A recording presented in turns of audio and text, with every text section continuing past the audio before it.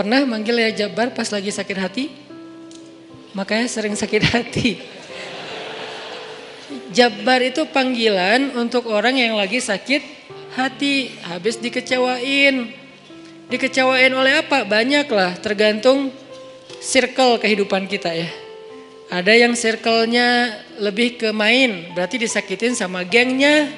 Ada yang circle-nya lebih ke romantis-romantisan, disakitin oleh mantannya. Ada yang circle hidupnya seputar masalah kerja, disakitin oleh vendornya, oleh partnernya, oleh teman bisnisnya. Soal circle family life kita disakiti oleh keluarga, anak, orang tua, pasangan, dan seterusnya gitu kan. Yang jelas ketika kita merasa disakitin, ketika kita merasa kayak dikecewain, panggillah Allah. Sebelum kita memanggil netizen. Kan kita suka manggil netizen dulu ya. Posting, update status, story.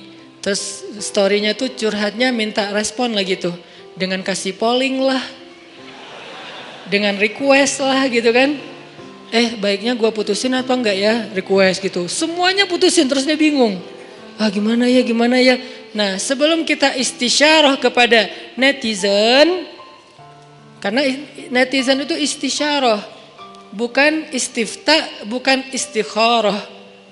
Yang paling tinggi itu kan derajatnya dari 3 level. Meminta pendapat nomor 1 tuh istikharah. Minta pendapat Allah. Kedua istifta, minta pendapat ulama. Orang yang berilmu. Ketiga istisyarah, minta pendapat orang yang lebih bijak dan berpengalaman. Termasuk kepada teman kita atau followers kita atau geng kita, itu istisyarah. Sebelum kita istisyarah netizen, ya ayyuhal netizen, sebelum kita pakai kalimat itu, atau ya ustaz, bahkan sebelum ustaz, ya kiai, ya syekh, maka ya Allah. Panggil Allah Subhanahu wa taala. Manggilnya gimana Ustadz? Salah satunya selain kata Allah pastinya, karena itu kalimat yang paling mulia, kita juga bisa manggil tematik.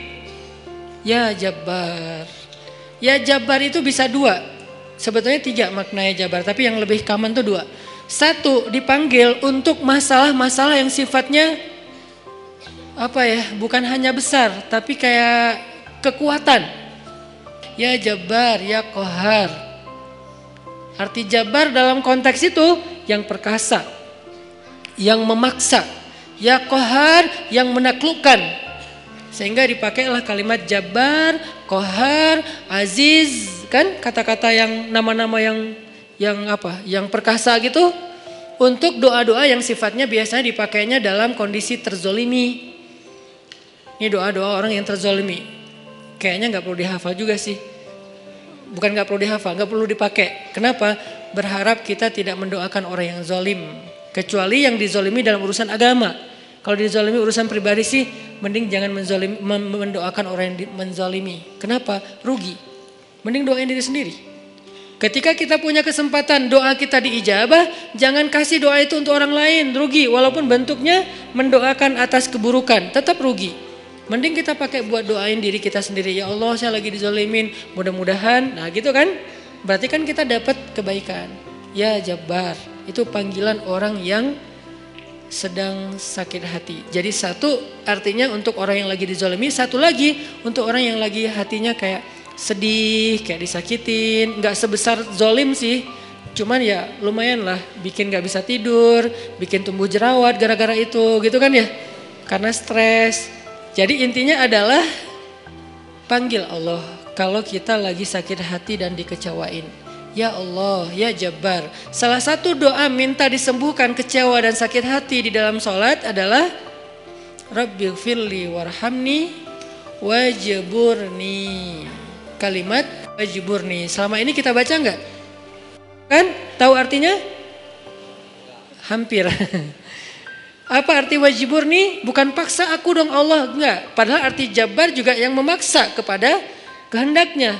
Tapi kalimat wajburni, makna Jabbar di sini makna yang ketiga di antara 3 makna Jabbar, yaitu yang mengobati sakit hati.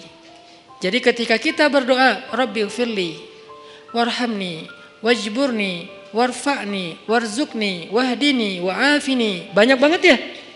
Luar biasa kita ya. Wajburni itu artinya kalau kita terjemahin, sembuhkanlah sakit hati saya. Atau bahasa lain juga bisa diterjemahin, hiburlah aku ya Allah. Aku lagi sedih nih.